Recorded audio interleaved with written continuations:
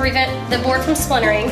And Ashley's lining it up, and she's putting the teeth of her saw blade just to the right of our cut, just right on the line, the right side of our line, and that prevents us from losing any of the 17 1/4 on this side of the cut.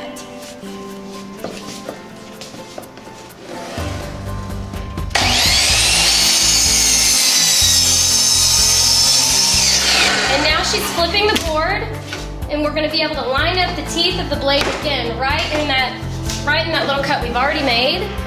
And then she'll be able to finish off the cut exactly where we need it to be. As we pull the tape away, the tape has totally kept our board from splintering, and it's just going to give us a nice, pretty finish.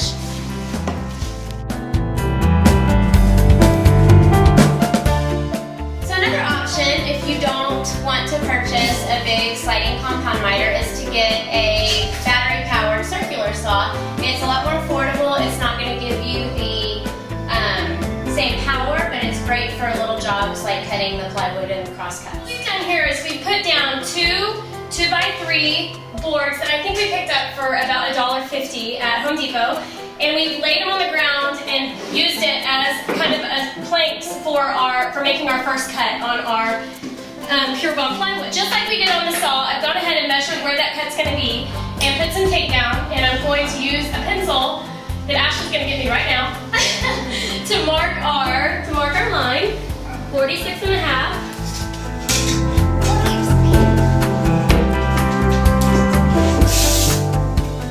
What we're doing here is we're going to set a guide up, just using a piece of scrap wood that's nice and straight. And for Ashley's saw, there's a mark where our blade's going to be, and it is 1 inch from the flat side of the circular saw. So what we're doing is the line we're cutting is right here, and we're going to line up our board exactly 1 inch from that line.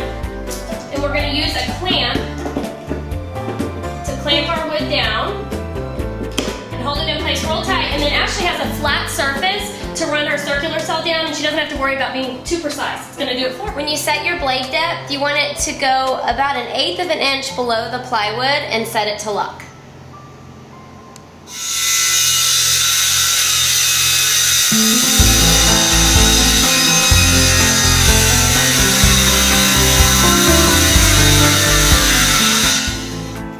So the great thing about using the studs is that you've got the width of the board, and it's not going to kick back on you when you cut them in half.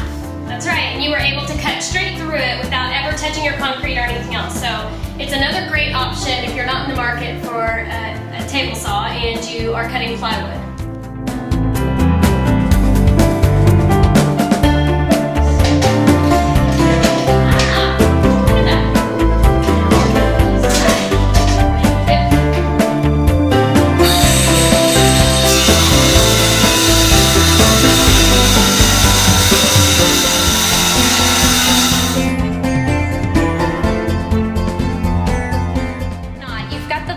Tell you the lengths, and I put dots on every measurement and kind of connect the dots. So I have my line that I've traced right here, and I'm just going to follow that with my battery jigsaw. And these again are really inexpensive, and you can use the same batteries if you get the same brand.